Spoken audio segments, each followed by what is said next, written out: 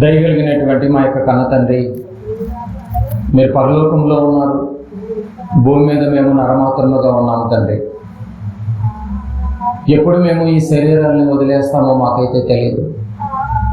ఉన్న ఈ కొద్ది దినాలలో మాకిచ్చిన ఈ తరంలో, మాకిచ్చిన ఈ ఆయుష్కాలంలో, మాకిచ్చినటువంటి ఈ పనిలో మీరు అప్పచెప్పినటువంటి పనిని మేము ఎంతవరకు ముగించుకొని సిద్ధపాటు కలిగినటువంటి జీవితాన్ని మేము కొనసాగిస్తున్నాము. మమ్మల్ని మేము పరీక్షించుకునే మహాభాగ్యం మాకు దయచేయండి తండ్రి. మరొక దినములోనికి మమ్మల్ని క్షేమంగా నడిపించారు. నిన్నటి దినాన అనేక కుటుంబాలకు అవసరమైనటువంటి మాటలు, మీ మనసులో ఉన్నటువంటి ఉద్దేశాలు తెలియచేశారు. ఈరోజు కూడా ఊహించని, ఆలోచించని, ఊహకందనటువంటి మాటలు, వివాహానికి తొందరపడుతున్నటువంటి ఈ లోకానికి కళ్ళను వేసేదిగా ఈ సందేశం ఉండాలి తండ్రి. ప్రతి నిర్ణయము ఎలా తీసుకున్నారేమో కానీ వివాహ విషయంలో మీ నిర్ణయమే సమాజానికి ఇంకెక్కువ అర్థం కావాలి. అర్థమయ్యేటట్టుగా మీరే నాతో మాట్లాడించండి. నా నోటిని మీరు వాడండి తండ్రి.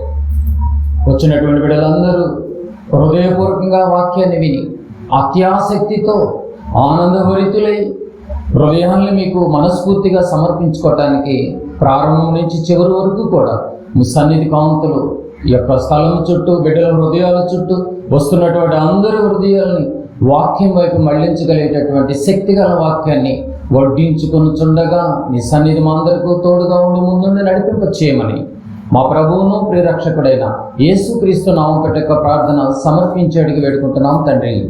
ఆమేన్. ప్రియమైన దేవుని వారలారా, వివాహం గురించి బైబిల్లో అన్నిటికంటే పెద్దపీట వేశాడు. దానికి బైబిల్ ఏం చెప్పింది? ఘనమైన వివాహం అని చెప్పింది. ఏదైనా తీసుకురండి, వివాహం ముందు ఏది ఘనం కాదు అని బైబిల్ ఘంటాపదంగా తెలియచేస్తుంది. అది ఎంత ఘనమో దేవుడు ఆ వివాహం గురించి ఎన్ని విషయాలు తెలియచేశాడో ఈ రాత్రి మీరు పెద్ద మనసు చేసుకుని వినాలి ప్రియమైన దేవుని వల్ల. ఘనమైన వివాహంలో ఘనహీనమైన ఎడబాట్లు వచ్చేసినాయి. ఈరోజు ఎంత స్పీడ్గా వివాహాలు అవుతున్నాయో అంతే స్పీడ్గా మేము తొందరగా విడిపోవాలన్నటువంటి ఆలోచనలే ప్రపంచంలో ఎక్కువగా ఉన్నాయి. బాగా వినాలి మీరు ఈ రాత్రి. ఈ ప్రపంచంలో వివాహానికి ఒక మంచి గుర్తింపు ఉంది. అది జీవితంలో ప్రతిసారి జరిగేది కాదది. ఒక్కసారి జరగాలి జీవితంలో. అందుకే మీకు ముందే చెప్పాను, తొందరపాటు నిర్ణయాలు దేనిలో తీసుకున్నా పర్లేదు, కానీ వివాహ విషయంలో అబ్బాయి అయినా అమ్మాయి అయినా తల్లిదండ్రులైనా వివాహ విషయంలో చాలా చాలా కీలకమైన నిర్ణయాలు మీరు తీసుకునే స్టెప్ వేయాలి. వధువు వరుడు ఎవరి త్రోవ వారిదంటూ విడిపోయే పరిస్థితిని విడాకులు అంటారు. వివాహం గురించి అర్థం కాక మిడిమిడి జ్ఞానంతో క్రైస్తవ్యాన్ని తప్పుదారి పట్టించి ఆనంద కేరింతాల మధ్య వివాహాన్ని చూయించారే తప్ప ఈనాటి క్రైస్తవ సేవక వర్గం నిజమైనటువంటి వివాహం ఏంటో, ఆ వివాహ బంధం ఏంటో, ఆ వివాహ వ్యవస్థను స్థాపించినటువంటి దేవుడు మాట్లాడుతున్నాడు ఈ రాత్రి వివాహం గురించి. సమాజానికి ఎన్నో జంటలు ఈరోజు సమాజంలో కోర్టుల ముందు బారులు తీరి ఉన్నారు. నా అప్లికేషన్ ముందు పెట్టండి, నేను తొందరగా విడిపోవాలి, నేను ఉండలేకపోతున్నాను. క్రైస్తవ కుటుంబాలే.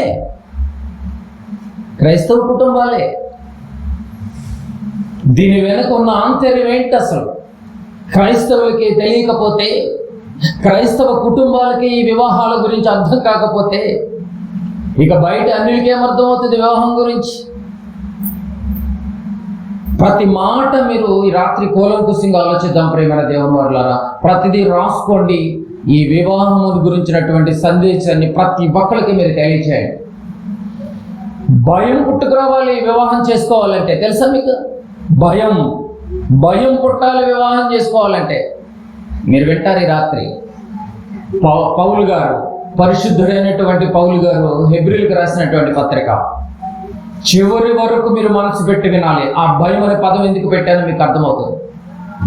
హెబ్రీయులకు రాసినటువంటి పత్రిక 13వ అధ్యాయము అందరికీ సుపరిచితమైనటువంటి వచనం, 4వ వచనం. వివాహము అన్ని విషయములలో ఘనమైనదిగాను. వివాహం ఎలా ఉందంట? వివాహాన్ని ఎలా చూస్తుంది బైబిల్? వివాహాన్ని దేవుడు ఎలా చూస్తున్నాడు? ఘనమైనది గాను. ప్రపంచంలో ఎన్ని విషయాలైతే ఉన్నాయో అన్నిటికి పైన వివాహం అత్యంత ఘనమైనదని మర్చిపోవద్దు. స్త్రీ పురుషులు జతపరచడం దేవుడికి ఒక గొప్ప ఆనందకరమైనటువంటి సమయం అండి ఇది. దేవుడు ఎంతో బిజీ షెడ్యూల్లో ఉంటారో మీకు తెలుసు. ఈ ప్రపంచాన్ని నడిపిస్తున్నటువంటి దేవుడు ఎంతో బిజీ షెడ్యూల్లో ఉన్న వివాహ విషయంలో ఇద్దరు జంటలను కలపటంలో దేవుడికి మహా ఆనందకరమైనటువంటి మొత్తం పెద్ద పేటెంట్ అండి వివాహం అనేది. మరి ఆ ఘనమైనటువంటి వివాహం గురించి వివాహం చేస్తున్నటువంటి పెద్దలకు తెలియాలి, వివాహం చేసుకున్నటువంటి జంటలకు తెలియాలి,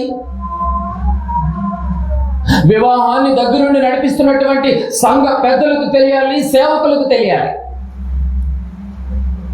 దౌర్భాగ్యం ఏంటంటే ఎవరికి తెలియకుండానే వివాహం అయిపోయింది. బాధాకరమైనటువంటి విషయం. అందుకే ఎంత తెలియకుండా వివాహాలు అయిపోయినాయో అంత స్పీడ్గా కూడా ఎడబాటు కావాలంటున్నారు. ఎడబాటు ఈ రాత్రి తెలియాలి ప్రియమైన దేవుని వారలారా. అలాంటి వివాహంలో మనస్పర్ధలు, అలాంటి వివాహాన్ని కొన్ని గంటల్లోనే విడిపోవాలని లోక చట్టాలను ఆధారం చేసుకుని మరీ ముందు నిలబడుతున్నారు ఈరోజు. కానీ మన వాళ్ళు పుట్టించినటువంటి దేవుని చట్టం ఒకటి ఉందని ఆ చట్టాన్ని మనం ఎలా గౌరవిస్తున్నాము? ఆ చట్టానికి విధేయత కలిగి ఉన్నావా క్రైస్తవుడా? దేవుని చట్టాన్ని రాత్రి నువ్వు చదివావా? ఏ రోజన్నా ఇప్పటి వరకు మీరు చదివి ఉండొచ్చేమో. ఈ చట్టాన్ని ఈ రోజు నువ్వు ఓపెన్ చేయాలి. ఓపెన్ చేపిస్తాడు దేవుడు. ఆదికాండము 2వ అధ్యాయం 24వ వచనం. ప్రతి పదాన్ని దేవుని బాధ ఏంటో మీకు అర్థం కావాలి రాత్రి ప్రియమైన దేవుని వారలారా. ఆదికాండము 2వ అధ్యాయం 24వ వచనం. కాబట్టి పురుషుడు తన తండ్రిని తల్లిని విడిచి తన భార్యను హత్తుకొనును. అప్పటికి వీరిద్దరికి ఇంకా వివాహము అవ్వలేదు. వీళ్ళిద్దరు ఇంకా ఏకం అనేది కావలేదు. ఏమండి? వారిరువురు తప్పు చేయకముందు అన్నటువంటి మాట ఇది. అందరికంటే మిన్నగా నీవు నీ భార్యను ప్రేమిస్తావని నాకు తెలుసు. అప్పటికి తల్లిదండ్రులు ఎవరండి ఆదాముకి? దేవుడే తండ్రి, దేవుడే తల్లి. ఎగ్జాంపుల్గా. అంతేగాని మళ్ళీ తల్లి ఉందని పరలోకంలో అనుకోకండి, అది వేరే సెక్షన్. అలాంటి తల్లిదండ్రులు కూడా, అలాంటి తండ్రిని కూడా విడిచి ఎవరిని హత్తుకుంటాడంట? ఆ విషయం ఎవరికి తెలుసు? పెళ్లి చేస్తున్న, వివాహానికి అధిపతి అయిన, వివాహపు ప్రారంభపు వ్యవస్థను స్థాపించినటువంటి దేవుడికి తెలుసు, నా కుమారుడు భార్యను హత్తుకుంటాడు, నన్ను మర్చిపోతాడు అని. తెలిసి కూడా వివాహం చేశాడే. నాకు దూరం అవుతాడని తెలిసి కూడా, అవును హత్తుకుంటాడని తెలిసి కూడా వివాహం చేశాడే. ఎంత మంచి తండ్రి, ఎంత మంచి తండ్రి. అదే మాట కొత్త నిబంధనలోకి వచ్చేసరికి పౌలు గారు కూడా ఇదే మాట రాయిస్తాడు. చూడండి 5వ అధ్యాయం 31వ వచనం. బాగా వినాలి. 5వ అధ్యాయము 31వ వచనం. ఎఫెసీ పత్రిక 5వ అధ్యాయం 31వ వచనం. ఈ హేతువు చేత పురుషుడు తన తండ్రిని తన తల్లిని విడిచి తన భార్యను హత్తుకొనును. తల్లిదండ్రులు విడిచిపెట్టేస్తాడు, భార్యను హత్తుకుంటాడు. వారిద్దరూ ఏక శరీరులో. ఈ మర్మము గొప్పది, సీక్రెట్ గొప్పది. వివాహం అయిపోయిన తర్వాత వెంటనే తల్లిదండ్రులు వదిలేసి ఆ యొక్క వివాహపు జంటలో ఆ పురుషుడు ఎవరిని హత్తుకుంటాడంట? భార్య చుట్టే తిరుగుతాడని బైబిల్ చెప్పింది. కానీ తెలియని వాళ్ళు అంటారు, చూసారా ఏ మందు పెట్టిందో, ఏ మాకు పెట్టిందో, ఎప్పుడు భార్య భార్య అంటున్నాడని చెప్పి అనుకుంటున్నారు. తప్పుడు మాట. అది బైబిల్ చెప్పిన స్టేట్మెంట్. అది తల్లిదండ్రులను విడిచి భర్త భార్యను హత్తుకొనును. బైబిల్ చట్టం అది. హత్తుకోవాలి. హత్తుకుంటాడని తెలిసినా, దగ్గరుండి వివాహం ఎందుకు చేస్తున్నాడు కన్న తండ్రి, నన్ను వదిలేస్తాడని తెలిసినా ఏమిటి బాగా గమనించాలి. తన తండ్రిని తల్లిని విడిచి భార్యను హత్తుకొనును. భార్య చెప్పిన మాటను అంగీకరించి, దేవుడు చెప్పినటువంటి మాటను తృణీకరించి, అవ మాటను విని ఏదైనా తోటలో నుంచి బయటకు వెళతాడన్న సంగతి కూడా తెలిసి వివాహం చేశాడండి.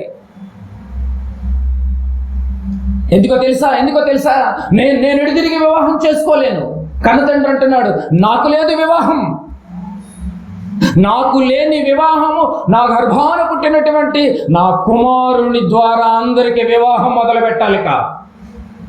ఏమిటి, తండ్రికి లేదు కదండి వివాహం. పరలోకపు తండ్రికి నాకు లేని వివాహం నా కుమారుడికి వివాహం చేసి, నా ప్రతిరూపాన్ని, నా యొక్క ఆత్మ రూపాన్ని ఒక శరీరంలో రంగరించి 9 నెలలు ఆ యొక్క రూపాన్ని చూడాలని, ఆ ఇరువురు ఏక శరీరంగా ఉన్నటువంటి ఆ శరీరంలో ఉన్నటువంటి వాళ్ళిద్దరి నుంచి ఒక మనిషిని బయటకు తీసి ఆ రూపాన్ని చూడాలని దేవుడు ఎంతగానో ఆలోచన చేసి వివాహం చేశాడు తెలుసా మీకు? కేవలం ఆయన రూపాన్ని చూసుకోవటానికి. ఆయన రూపము, ఆయన ప్రతిరూపము బయటికి రావాలి అంటే మీ ఇద్దరు ఎంత అవసరమో ఒక్కసారి మీరు గమనించండి. వీళ్ళిద్దరు ఏడబాటుగా ఉండటానికి వీల్లేదు, వీళ్ళిద్దరు విడిపోవటానికి వీల్లేదు. వీళ్ళిద్దరు ఎప్పటికీ కలిసే ఉండాలి. ఏమాత్రం మనసులో కానీ శరీరరీత్యా కానీ ఎడబాటు వచ్చిందా నా కళ ఏమైపోద్ది? బిడ్డలు రారు, పిల్లలు కలగరు. నా కళ ఏమైపోవాలి, నా ఆలోచన ఏమైపోవాలి అని దేవుడు వివాహం పట్ల, ఆ జరుగుతున్న జంట పట్ల ఎంత ప్రేమ ఒలకబోస్తున్నాడండి, ఎంత ప్రేమ ఒలకబోస్తున్నాడు. నిజంగా వాళ్ళిద్దరు కలిసి ఉండే విషయంలో బైబిల్ ఎలాంటి మాటలు చెప్పిందో తెలుసా అండి? దీని గురించి పౌలు గారు ఏం మాట్లాడతారో ఒక మాట చూద్దాం. బైబిల్లోకి వెళ్ళి ఆలోచిద్దాం. కొరింథీయులకు రాసినటువంటి మొదటి పత్రిక. పెండ్లి కాని పౌలు గారు ఏమన్నాడు ఒకసారి చూడండి. ఎవడు పౌలు గారికి పెళ్ళి అయిందండి? పెళ్లి కాలేదు. పెళ్లి కాని పౌలు గారు పెండ్లైనటువంటి జంటల గురించి ఏం స్టేట్మెంట్ ఇచ్చాడో తెలుసా? బైబిల్లో కొరింథీయులకు రాసిన మొదటి పత్రిక 7వ అధ్యాయం. కొరింథీయులకు రాసినటువంటి మొదటి పత్రిక 7వ అధ్యాయము 5వ వచనం. వివాహమైనటువంటి బిడ్డల గురించి, వివాహం చేసుకోలేని పౌలు గారు వివాహమైన జంటల గురించి దేవుడిచ్చినటువంటి స్టేట్మెంట్ పరిశుద్ధాత్మ ప్రేరణతో ఎలాంటి మాటలు రాయబడ్డాయో తెలుసా? 5వ వచనం. ప్రార్థన చేయుటకు మీకు సావకాశము కలుగుండునట్లు. మొదటి కొరింథీయులు 7:5 చదువుతున్నారు. ప్రార్థన చేయుటకు మీకు సావకాశము కలుగునట్లు కొంతకాలము వరకు ఉభయులు సమ్మతి చొప్పుననే తప్ప. ఉభయులు అంటే వివాహమైన ఇద్దరు, ఉభయ అంటే ఇద్దరు. వివాహం అయినటువంటి ఉభయులు సమ్మతి చొప్పుననే తప్ప ఒకరినొకరు ఎడబాయకుడి. ఏం చెప్పిందండి బైబిల్? ప్రార్థన చేసుకోవటానికి కూడా ఇద్దరు పర్మిషన్ తీసుకుని విడిపోవాలంట. అంటే వాళ్ళిద్దరు కలిసి ఉండటం దేవుడికి ఇష్టంగా ఉందో చూడండి, బాగా చూడాలి. మీరు అక్కడ పాయింట్ గమనించాలి. ఉభయుల సమ్మతి చొప్పునే తప్ప ఒకరినొకరు ఎడబాయకుడి. మీరు మనస్సు నిలుపుకోలేనప్పుడు సాతాను మిమ్మల్ని శోధింపకుండానట్లు తిరిగి కలుసుకొనిడి. ప్రార్థన చేసుకోవటానికి ఇద్దరు చెరొక రూములకు వెళ్ళారనుకోండి, వీళ్ళిద్దరిలో ఎవరికైనా కూడా ఒకరికి భార్యనైనా భర్తనైనా కలవాలి అనిపించినప్పుడు అవసరమైతే ప్రార్థన అయినా ఆపేయండి. కానీ మీరు మాత్రం కలుసుకోండి. మీ ఇద్దరు కలిసి ఉండే విషయంలో మీరు ప్రార్థన తర్వాతనే చేసుకోవచ్చు. ఏంటండి ఎంత గొప్ప స్టేట్మెంట్ ఇస్తున్నాడండి దేవుడు. మీ ఇద్దరు కలిసి ఉండాలి. వివాహమైనటువంటి ఆ ఉభయులు కలిసి ఉండాలి. నాతో తర్వాతైనా ముచ్చటించవచ్చు కుమార్తె, నాతో తర్వాతైనా మాట్లాడొచ్చు. నీ భర్త పిలిచాడు, నీ భార్య పిలిచింది, వాళ్ళకి ఏదో కోరిక కలిగింది. ఆ కోరికను మీరు ఇమీడియట్ గా నెరవేర్చిన తర్వాత అయినా కూడా నాకొచ్చి మళ్ళీ ప్రార్థన చేసుకోండి అని అంటున్నాడు. చూడండి 4వ వచనం. ఆ పదాలు మీకు అర్థం కావాలి. భర్తకే గాని భార్యకు తన దేహము పైన అధికారము లేదు. నా దేహానికి నాకేదో అధికారం ఉంది అనుకోవద్దు. నీ భర్త దేహం మీద భార్యకు ఉందంట, భార్య దేహం మీద భర్తకు ఉందంట. నీ దేహం నీది కాదు ఇప్పుడు, ఎందుకంటే వాళ్ళిద్దరూ ఏక శరీరులు కాబట్టి భార్యకు భర్త పైన అధికారం ఉంది. ఎప్పుడైనా కూడా రమ్మంటే వెళ్ళిపోవాలి, కోరికను తీర్చాలి. అలాగే అట్ ద సేమ్ టైం భర్త కూడా రమ్మన్నప్పుడు భార్య ఏమండి ఆ యొక్క కోరికను తీర్చే విషయంలో మాట్లాడుతున్నటువంటి సందర్భం, మీరు ప్రార్థన అయిన తర్వాత చేసుకోవచ్చు, నాతో అయిన తర్వాత మాట్లాడొచ్చు, నీ భార్య పిలిచింది, నీ భర్త పిలిచింది అన్నప్పుడు మీరు ఇమీడియట్ గా మీరు వెళ్ళిపోయి కలుసుకోండి అంటున్నాడు. చూడండి బైబిల్ వివాహం గురించి ఎంత గొప్పగా చెప్తుంది చూడండి. ఉభయుల సమ్మతి చొప్పుననే 5వ వచనం మీరు బాగా గమనించాలి. ఉభయుల సమ్మతి. మీకు ఇష్టం లేదా? ఇప్పుడు పిలిచాడా నిన్ను? అయితే నువ్వు ప్రార్థన ఆపున ఆయన. ఉభయుల సమ్మతి చొప్పుననే ఒకరినొకరు ఎడబాయకండి. ఎడబాయకుడి. ఓకే, నువ్వు వెళ్ళి ప్రార్థన చేసుకుంటావు, అయితే నేను కూడా ప్రార్థన చేసుకుంటాను అని మీ ఇద్దరు ఒప్పందం అయితే వెళ్ళి ప్రేయర్ చేసుకోండి. లేదు ఇప్పుడు తర్వాత చేసుకుందాము అని అంటే అక్కడ ఆపేయండి, తర్వాత అయినా కూడా మాట్లాడొచ్చు, తర్వాత నాతో ముచ్చటించవచ్చు. బైబిల్ ఎంత స్టేట్మెంట్ ఇచ్చిందో బాగా గమనించాలి. నాతో సంభాషణ ఉండపడంగా నిలిపివేసి వెంటనే నీ భార్య దగ్గరికి వెళ్ళిపో. ఇది తండ్రి మనసు అండి, ఇది తండ్రి మనసు, కన్న తండ్రి మనసు బిడ్డల పట్ల కన్న తండ్రి మనసు ఏంటి తెలుసా? నాన్న నేను నాతో ఎప్పుడైనా నువ్వు మాట్లాడొచ్చు కుమారుడా, ముందు నువ్వు నా కుమార్తె పిలిచింది, నువ్వు వెళ్ళి ఇమిడియట్గా అని ఎంత గొప్పగా మాట్లాడుతుందో చూడాలి, బాగా గమనించాలి. వీరిద్దరి మధ్య ఏకం కావటానికి దేవుడు ఎన్నో ఆలోచనలు చేస్తున్నాడు. నువ్వు విడిపోతానంటే ఎట్లా, ఎడబోస్తానంటే ఎట్లా? ఎందుకంటే మీ ఇద్దరి పట్ల ఒక ప్రతిరూపాన్ని బయటకు తీయాలంటున్నాడు కదా. ఎందుకంటే వివాహ విషయము అన్నిట్లో ఘనమైనదని చెప్పిన వెంటనే ఆ హెబ్రీ పత్రికలు వెంటనే ఏమిటో తెలుసా? పానుపు దగ్గరికి వెళ్ళిపోతాడు దేవుడు. పానుపు దగ్గరికి దేవుడికి పని ఏంటి? ఏమండి, శోభనం గదిలోనికి ఎవరు వెళ్ళరు కదా, కానీ దేవుడు వెళ్తున్నాడు. ఎందుకో తెలుసా? వాళ్ళిద్దరూ ఏక శరీరులుగా కలిపి వాళ్ళిద్దరు ద్వారా ఒక ప్రతిరూపాన్ని బయటకు తీసుకురావటానికి వివాహమైన రోజు నుంచే నీకు బిడ్డలు ఇవ్వాలని చూస్తున్నాడండి. అలాంటి నువ్వు విడిపోతాను, ఎడబాతవుతాను, పెడచెవును పెడతాను, దూరం అవుతాను అంటే కన్న తండ్రి ఎంత బాధపడతాడో ఈ రాత్రి మీరు ఆలోచించేయాలి. వివాహం ఎంత గొప్పగా ఉందో తెలుసా అండి. దేవుడు నువ్వు దూరంగా ఉండటానికి వీల్లేదంటున్నాడు. ఎలాంటి సిచ్యువేషన్ అంటే ప్రార్థన చేసుకునేటప్పుడు కూడా ఒకళ్ళు కూడా సమ్మతిస్తేనే వెళ్ళండి, లేకపోతే తర్వాత అయినా ముచ్చటించవచ్చు. అంటే వివాహం గురించి ఎంత గొప్పగా మాట్లాడుతుంది బైబిల్. వివాహం అంటే అంత ఈజీ అయిందండి ఈరోజు, అంత ఈజీ అయిందండి. ఇదే ప్రశ్న యేసు ప్రభుల వారిని ఒకరోజు వచ్చి ప్రశ్నించారు. ఏం ప్రశ్నించారో తెలుసా అండి? ఎడబాటు అవటానికి వీలు లేదు, కలిసి ఉండాలని హైలైట్ చేస్తున్నాడు యేసు ప్రభుల వారు. ఇప్పుడు యేసు ప్రభుల వారి దగ్గరికి వచ్చారు. మత్తయి సువార్త 19వ అధ్యాయం. మత్తయి సువార్త 19వ అధ్యాయం. మత్తయి సువార్త 19వ అధ్యాయము 3వ వచనం. 19వ అధ్యాయం 3వ వచనం. 19వ అధ్యాయము 3వ వచనం. పరిసయ్యులు ఆయనను శోధింపవలనని. కొంతమంది ఏమండి నిజంగా వాక్యం విందామని రారంట, శోధించడానికి వస్తారంట. ఒకరోజు పరిసయ్యులు కూడా యేసు ప్రభుల వారి మీటింగ్ జరుగుతుంటే ఎలాగ వచ్చారు మీటింగ్ దగ్గరికి? విందామని కాదు, ఆలోచిద్దామని కాదు, నడుద్దామని కాదు. ఎందుకు వచ్చారంట? శోధింపవలెనని. ఆయన యొద్దకు వచ్చి ఎంతసేపు మెలికలు పెడదామని వస్తూ ఉంటారు. ఒక బ్యాచ్ ఉంటుందండి, ఆ బ్యాచ్ ఈ పరిశీల బ్యాచ్. ఏ హేతు అంటే కారణం, ఏ హేతు చేత పురుషుడు తన భార్యని విడనాడుట న్యాయమా? విడకూడదు, విడిపోకూడదు, కలిసి ఉండాలని నువ్వు అంటున్నావు కదా. ఏ కారణం మీద కలిసి ఉండాలి, విడిపోవద్దు నువ్వు అంటానికి ఎవరు అంటున్నారండి? పరిశీలి వచ్చి అర్థమవుతుందండి మీకు పాయింట్? విడనాడుట న్యాయమా? విడనాడుట న్యాయమా అంటే 4వ వచనం. అని అడుగగా ప్రశ్నల వర్షం కురిపిస్తున్నారు. అని అడుగగా 4వ వచనం. ఆయన సృజించిన వాడు ఆది నుండి వారిని పురుషుని గాను స్త్రీని గాను సృజించననియు ఇందు నిమిత్తము పురుషుడు తల్లిదండ్రులను విడిచి తన భార్యను హత్తుకొనును, వారిద్దరూ ఏక శరీరములుగా ఉందిరని చెప్పినని మీరు చదవలేదా ఆది కాండములో? వాళ్ళు తిరిగి ప్రశ్న వేస్తున్నాడు. వీళ్ళిద్దరూ ఏక శరీరులు, వీళ్ళు తల్లిదండ్రులను విడిచి వీళ్ళిద్దరూ ఏక శరీరులుగా ఉంటారు, కలిసి ఉండాలన్నటువంటి స్టేట్మెంట్ ఆది కాండంలో చదివారు కదా, చదవలేదా మీరు? అని ప్రశ్నలు చేస్తున్నాడు. చదవలేదా అని అంటుంటే 6వ వచనం. కాబట్టి వారిక ఇద్దరు కాక, ఇక ఇద్దరు గారు వాళ్ళు. యేసుప్రభుల మాటలు చూడండి. కాబట్టి వారిద్దరూ కాక ఏక శరీరంగా ఉన్నారు కనుక దేవుడు జతపరిచిన వారిని మనుష్యుడు వేరుపరచకూడదని చెప్పిన బైబుల్ స్టేట్మెంట్ ఇది. దట్ ఈస్ గాడ్ లా. దేవుడి చట్టం ఇది. దేవుడి చట్టములో భార్యాభర్తలను విడదీసే రైట్స్ ఎవరికి లేవు? మనుషులకు లేవు. ఆ సంగతి క్రైస్తవ పెద్దలకు తెలియాలి. ఆ సంగతి ఏమండి క్రైస్తవ సేవకులకు తెలియాలి, విశ్వాసులకు తెలియాలి. అసలు ఈ జోన్లోకి ఎవరు విడదీయటానికి ఎంటర్ అయ్యే రైట్స్ ఎవరికి లేవంట. ఏంటంటే బైబిల్ ఎలా చెప్పింది?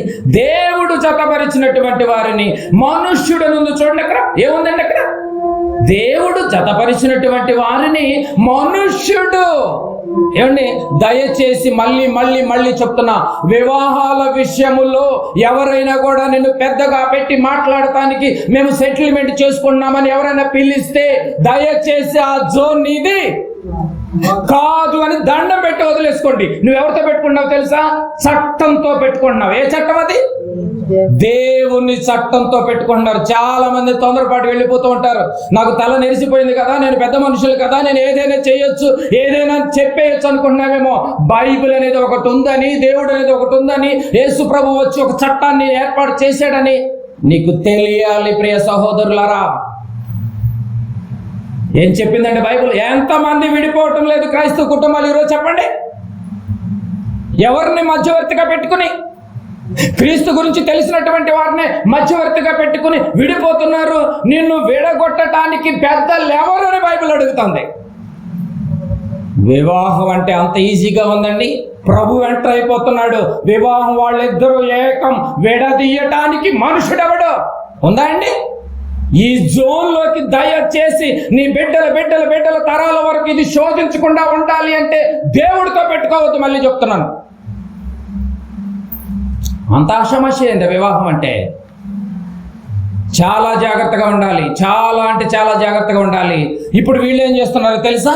ఓహో ఇలా మాట్లాడుతున్నారా అని పాత నిబంధనలో ఒక చట్టాన్ని చట్టాన్ని బయటకు తీసుకొచ్చారు. 19వ అధ్యాయంలో మనం ఉన్నాం కదా, 7వ వచనం చూడండి. 7వ వచనం, అందుకు వారు వీళ్ళని అడిగి తెలుసుకుందామని వచ్చారా, శోధించడానికి వచ్చారా?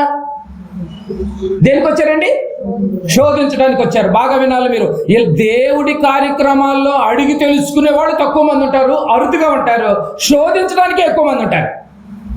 ఈ మినిమం నాలెడ్జ్ ఉండాలి మరి మనకి.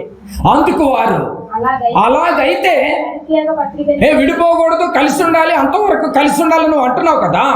ఎవరితో పెట్టుకున్నారండి? పోయి యేసు ప్రభుల వారితో.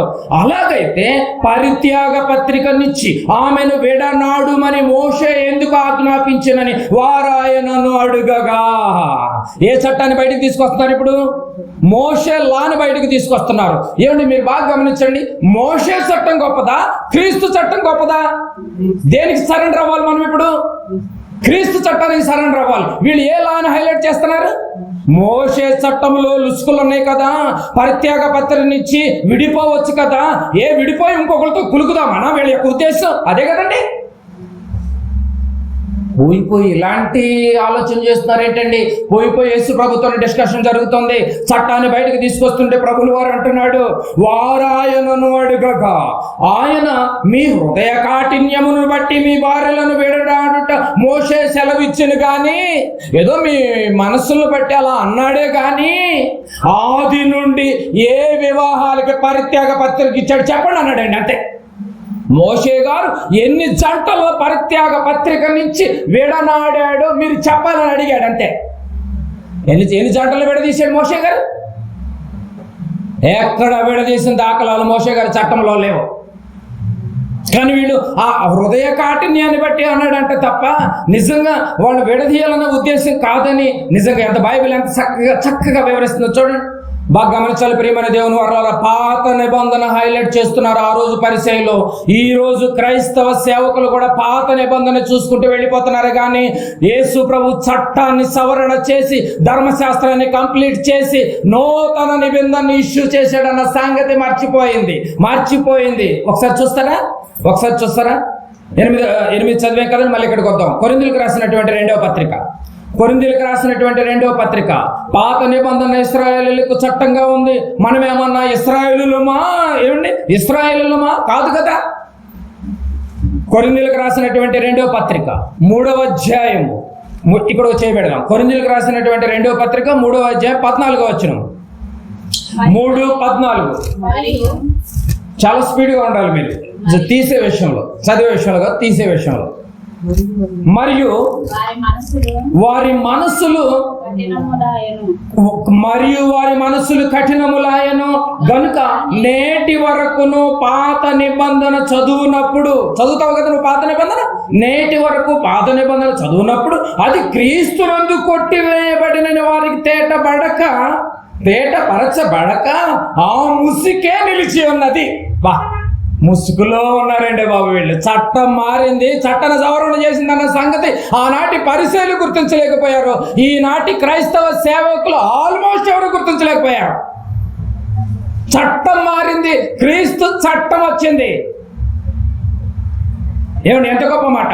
15వ వచనం, నేటి వరకు మోషే గ్రంథము వారు చదువునప్పుడల్లా ముసుగు వారి హృదయముల మీద ఉన్నది. కానీ హృదయాల మీద ముసుగు పడితే ఏం చెప్పినా కూడా మీకు అర్థం కాదు ప్రియమైన దేవుని వారలారా.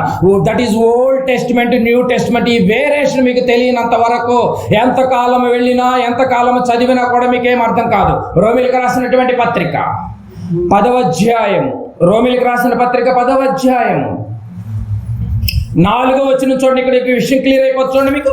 రోమిలికి రాసినటువంటి పత్రిక పౌలు గారు 10వ అధ్యాయం 4వ వచనం, విశ్వసించు ప్రతివానికి నీతి కలుగుటకై, అండర్లైన్ చేసుకున్న పదము, క్రీస్తు ధర్మశాస్త్రమునకు సమాప్తి అయి ఉన్నాడు. సమాప్తి అయి ఉన్నాడు ఉంది కదండి.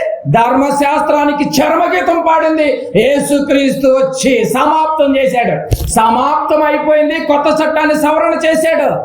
ఏమండి, old testament link document, new testament official current document. అర్థమవుతుందండి? ఎంత చక్కగా ఉంది బైబిల్ 19వ అధ్యాయము. కాబట్టి మోషే చట్టాన్ని అప్లై చేయకండి. ఇక్కడ పరిత్యాగ పద్ధతికి ఇచ్చేయమన్నాడంటే ఇచ్చేసాడు. ఎక్కడన్నా ఇవ్వలేదే. జతపరచబడినటువంటి వారు విరిపోకూడదు అన్నది దేవుని మాట. దేవుని మాట. ఆ మాటని కుమారుడి ద్వారా సమాజానికి తెలియచేశాడు మత్తయి సువార్త. కానీ ఈ విషయం వీళ్ళకి అర్థం కాక దేనిలో ఉన్నారంట? ముసుగులో ఉన్నారు. చూడండి, ముసుగు ఎక్కడ పడింది? తలకు కాదు. ఎక్కడ పడింది ముసుగు? హృదయానికి ముసుగు పడింది. ఆ ముసుగులో ఉన్నటువంటి వాడు కఠినంగానే ఉంటాడు తప్ప ఎన్ని వాక్యాలు చూయించినా ఆ లింక్ డాక్యుమెంట్ ఎత్తుతాడే కానీ ఈ రన్నింగ్ ఎవరి పేరు రిజిస్ట్రేషన్ అయ్యిందో మాత్రం మాట్లాడ్డాడు. బైబిల్ తెలియాలి. బైబిల్ టు బైబిలే సమాధానం. బైబిల్ టు బైబిలే సమాధానం.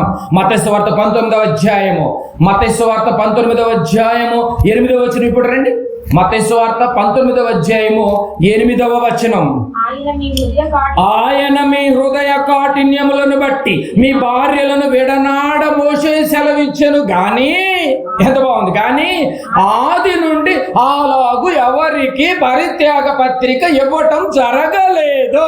ఎంత బాగుంది, ఎంత బాగుంది. చూసారండి, విడిపోవటానికి అసలు దేవుడు ఆలోచనే లేదండి. మన మనుషులు ఏం చేస్తున్నారు? విడిపోతేనే బాగుంటుంది కదా అని మోషే చట్టాన్ని హైలైట్ చేస్తున్నారు. కానీ మోషే చట్టంలో ఎవరు విడిపోయినట్టుగా కూడా లేరు. ఎంత చక్కగా 9వ వచనం. కానీ బాగా వినాలి, ఒక్క కారణంతో విడిపోవచ్చంట. 9వ వచనం చూడండి. 9వ వచనం, మరియు బాగా మనసు పెట్టి మీరు వినాలి. వివాహం అంటే ఆషామాషి అయిపోయింది ఈరోజు. 9, మరియు వ్యభిచారము నిమిత్తమే తప్ప తన భార్యను విడనాడి మరొకతెను పెళ్లి చేసుకుని వాడు వ్యభిచారము చేయుచున్నాడనియు. మీకు అర్థం కాదు, మళ్ళీ చెప్పాలి. వ్యభిచారము, జారత్వం అంటే రాత్రి విన్నారు మీరు. జారత్వం అంటే వివాహానికి ముందు జరిగే తప్పు. వ్యభిచారం అంటే భార్య ఉండగా కూడా మరో భార్యతో వెళ్ళేటటువంటి వాడు వ్యభిచారం చేస్తున్నాడు. ఇప్పుడు ఒక జంటకు వివాహం జరిగినప్పుడు ఇప్పుడు ఏ విషయంలో వదిలేయాలంట? 9వ వచనం యేసుప్రభు మాట్లాడుతున్నాడు. బాగా చూడండి, వ్యభిచారము నిమిత్తమే తప్ప తన భార్యను విడనాడి, అంటే వ్యభిచారం చేస్తేనే విడనాడాలి తప్ప, అంటే నువ్వు ఉండగా ఇంకొకరితో వెళ్ళిందనుకో, నీ భార్య ఇంకో పురుషుడితో వెళ్ళిందనుకో, అది వ్యభిచారం. ఆ విషయంలో తప్ప మరి ఒకతను పెండ్లి చేసుకునేవాడు, ఆ విషయంలో వదిలేసి మరి ఒకతను పెండ్లి చేసుకుని వాడు వ్యభిచారము చేయుచున్నాడని మీతో చెప్పుచున్నానని వారితో నేను. ఇక్కడ మీకు ఒక లింక్ పెట్టాడు, మీరు గమనించారో లేదు. భార్య నువ్వు ఉండగా వేరే వాళ్ళతో వెళ్ళి కులుకుతోంది, వ్యభిచారం చేస్తుంది అన్నాడు. రైట్. అలా వ్యభిచారం చేస్తుందని ఒకవేళ నువ్వు వదిలేసి అక్కడితోనే ఆగిపోవాలి, మళ్ళీ పెళ్లి చేసుకోకూడదు. అర్థమైందండి మీకు పాయింట్? మళ్ళీ నువ్వు పెళ్లి చేసుకోకూడదు జీవితంలో. ఒకవేళ నువ్వు మళ్ళీ పెళ్లి చేసుకున్నావు అనుకో, వివాహం చేసుకున్నావు అనుకో, ఇప్పుడు నువ్వేం చేసినట్టు? నువ్వు కూడా వ్యభిచారం చేసినట్లే. దీనికంటే కలిసి ఉంటమే బెటర్గా ఉంది. చూడండి ఏమంటే ఇక్కడ లాలు అర్థం కావట్లేదు మీకు. బైబిల్ ఎప్పటికీ అర్థం కాదండి బాబు, అది అర్థమైన వాళ్ళకే అర్థమవుతుంది. వివాహమైనటువంటి వాళ్ళు నీకు తెలుసో తెలియకుండానో ఎట్లా లైవ్లో నీకు తెలిసిపోయింది నీ భార్య వ్యభిచారం చేస్తున్నట్టుగా, అయితే వదిలే నేను మగాడిని, నేను ఏదైనా చేసేస్తాను, నేను మళ్ళీ పెళ్లి చేసుకుంటాను అనేటటువంటి పిచ్చి చేష్టలు మళ్ళీ నువ్వు చేయకూడదు. బైబిల్ చట్టం ఇది. ఇక నువ్వు చచ్చిపోయేంత వరకు సింగిల్గానే ఉండాలి. అదే ఉంది చూడండి, మళ్ళీ చదవండి. మరియు వ్యభిచారము నిమిత్తమే తప్ప తన భార్యను విననాడి మరొకతను పెళ్లి చేసుకున్నావు అనుకో, అలాంటి వాడు వ్యభిచారం చేస్తున్నాడని, విడనాడబడిన దానిని పెళ్లి చేసుకుని వాడు వ్యభిచారం చేస్తున్నాడని మీతో చెప్పుచున్నానని వారికి స్టేట్మెంట్ ఇచ్చాడు.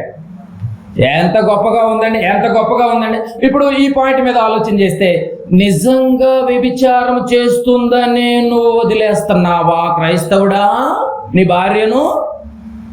ఏమన్నా వ్యభిచారం చేస్తుందండి, అందుకే విడిపోతున్నాము, అందుకే మేము అప్లై చేస్తున్నాము డైవర్స్ అని చెప్పేసి నిజంగా ఈ పాయింట్ మీదే నువ్వు విడిపోతున్నావా? బైబిల్ అడుగుతుంది ఈరోజు. దేవుడు అడుగుతున్నాడు. లేక కట్నము రాలేదని ఒకవేళ విడిపోతున్నావేమో, కట్నం అనుకున్నది ఫుల్ ఫ్లెడ్జ్గా ఇవ్వలేదని ఒకవేళ విడిపోతున్నటువంటి జంటలు క్రైస్తవులు ఉన్నారా లేదా?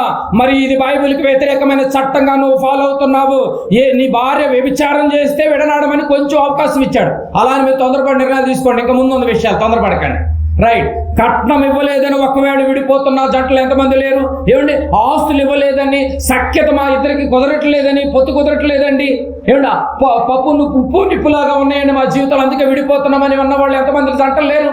క్రైస్తవ కుటుంబాల గురించి మాట్లాడుతున్నాడు. చాలా మంది ఏమండి మగపిల్లోడు పుట్టలేదని విడిపోయినోడు లేరా అండి? ఎప్పుడు ఆడపిల్లలే కంటుందని విడిపోయినోడు లేరా అండి? క్రైస్తవంలో ఈ జాడ్యం ఎక్కడి నుంచి వచ్చింది? అది వివాహానికి ముందే ఈ విషయం చెప్పుంటే, నాయనా బిడ్డ, అరే కుమారుడా, నువ్వు ఈ భార్య నీ జీవితం అంతవరకు నువ్వు నడవాలి. ఏమాత్రము తేడా వచ్చిందని, మళ్ళీ వ్యభిచారం చేసిందని వదిలేస్తే మళ్ళీ పెళ్లి లేదు పురుషుడికి. చేసుకుంటాడా? ఆవిడతో రిజిస్టర్ అవుతాడు. ఇప్పుడు ఇక చేయకూడదు, ఇక నువ్వు చేసే రైట్స్ లేవు తల్లిదండ్రులకి, ఇక అయిపోయింది, ఇక క్లోజ్. వివాహం అంటే అంత ఆషామాషి అయిందా? చట్టాన్ని చూడవా? ఈ చట్టాన్ని ఎప్పుడు చెప్పాలి? వివాహ టైంలో చెప్పే సమయాలు లేవు ఈరోజు. పిల్లలకు దగ్గరుండి కూర్చుని ఇలాంటి క్లాసులుగా బిట్టులుగా సెక్షన్లుగా కూర్చోబెట్టాల్సినటువంటి సెక్షన్లు ఏమైపోయినాయండి బాబు నిజంగా ఈరోజు. బాగా గమనించాలి. అత్తమామలు సణుగుతున్నారనో లేకపోతే ఎన్నో కారణాల చేత విడిపోతున్నారే కానీ, భార్య నేనుండగా వేరే పురుషుడితో వ్యభిచారం జరుగుతుందని విడిపోయేటటువంటి ఒక్క స్టేట్మెంట్, దాన్ని ఒకళ్ళని పట్టుకురండి చూద్దాం. ఇప్పుడు వరకు విన్న దాన్ని బట్టి మీరు బాగా గమనించాలి. విడిపోవటం అనేది బైబిల్ అసలు ఎక్కడా కూడా ఒప్పుకోవట్లేదు. ఒకవేళ నువ్వు విడిపోవాలంటే వ్యభిచారం చేసి ఉండాలి. రైట్, ఒప్పుకుందాం. వ్యభిచారం చేస్తుందని వదిలేస్తావా? నువ్వు జీవితంలో మళ్ళీ ఇంకో కుమార్తెను వివాహం చేసుకోకూడదు. చట్టం ఇది. ఈ చట్టాన్ని సేవకుడు చెప్పుంటే, అయ్యా నీది ఎన్నో పెళ్ళిది? 2 పెళ్ళి. బాబో నీకు ఒక నమస్కారం అని స్టేజ్ దిగుండేవాడు సేవకుడు. నిజమా కాదా చెప్పాలి. నా అరుపే కనపడుతుంది కానీ దేవుడు ఆవేదన కనిపించట్లేదు ఈ రాత్రి మీకు. క్రైస్తవ సేవకులు సరిదిద్దితే క్రైస్తవ కుటుంబాలు ఒకరితోనే జీవితం అంతమైపోద్దండి. ఏమనుకుంటున్నారండి భార్య అంటే? ఏమనుకుంటున్నారండి భర్త అంటే? వివాహం ఎంత గొప్పగా ఉందో చూశారండి. ఘనమైనది ఎందుకు అంటున్నాడు తెలుసా అండి? ఘనమైనది అంటున్నాడు. ఇప్పుడు యేసుప్రభుల వారికి పక్కన 12 మంది శిష్యులు బయలుదేరారు. వాళ్ళకు డౌట్లు రేజ్ అయిపోతున్నాయి. బాబు, మన గురువు గారు ఇట్ట మాట్లాడుతున్నారు, అసలు ఈ వివాహాల గురించి ఎలా అర్థం చేసుకోవాలో తెలియక కింద మీద అవుతుంటే ఒకరోజు ప్రశాంతంగా యేసుప్రభుల వారు ఏకాంతంగా కూర్చున్నప్పుడు ప్రభు దగ్గరికి వచ్చారు ఇప్పుడు శిష్యులు. మనకు కూడా కంగారు అయిపోతున్నాం. చూడండి, ఇది బైబిల్ అండి. బైబిల్ ఒరిజినల్గా నేను మీకు చట్టం చెప్పకపోతే ఈ చట్టాన్ని నేను ద్రోహం చేసిన వాడిని అవుతాను. ఈ చట్టాన్ని ప్రతి సేవకుడు చెప్పాలి వారి వారి సంఘాల్లో. అప్పుడు పెళ్లి అనగానే ఆలోచించుకో. సంవత్సరం టైం అయినా పట్టిన 2 సంవత్సరాలు వెయిట్ చేయి, కానీ మంచి నిర్ణయం తీసుకోబెట్టా. మీకు ముందే చెప్పాను, వివాహం చేసుకోవాలంటే భయం కలగాలి. ప్రారంభంలో నేను వివాహం చేసుకునేటప్పుడు చాలా అందంగా ఉంది, రాను రాను అందహీనంగా తయారైందని వదిలేసినటువంటి పురుషులు లేరా అండి? ప్రారంభంలోనే నాకు బాగానే సుఖపెట్టింది, నాకు బాగానే సహకరించింది, ఇప్పుడు నాకు సహకరించలేదని వదిలేసినటువంటి వాళ్ళు లేరా అండి? వివాహం అనుకుంటున్నారేమో, ఏ విషయంలోనైనా తొందరపడొచ్చేమో, కానీ ఏ విషయంలో తొందరపడకూడదు. ఇప్పుడు అన్ని విషయంలో ఘనమైనది ఏది? ఇప్పుడు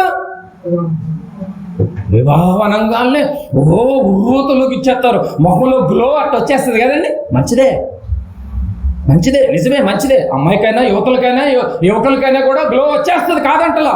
కానీ వివాహం గురించిన విషయానికి తెలియాలి. ఇప్పుడు శిష్యులు వచ్చేసారు. అమ్మో, ఇన్ని భయంకరమైనటువంటి విషయాలు ఉంటే వివాహం జోన్కి వెళ్ళాలంటే భయం వేస్తుంది, మరి ఎట్లా ప్రభు అని అడుగుతున్నారు. మత్తయి సువార్త ఏమండి చూద్దాం. మత్తయి సువార్త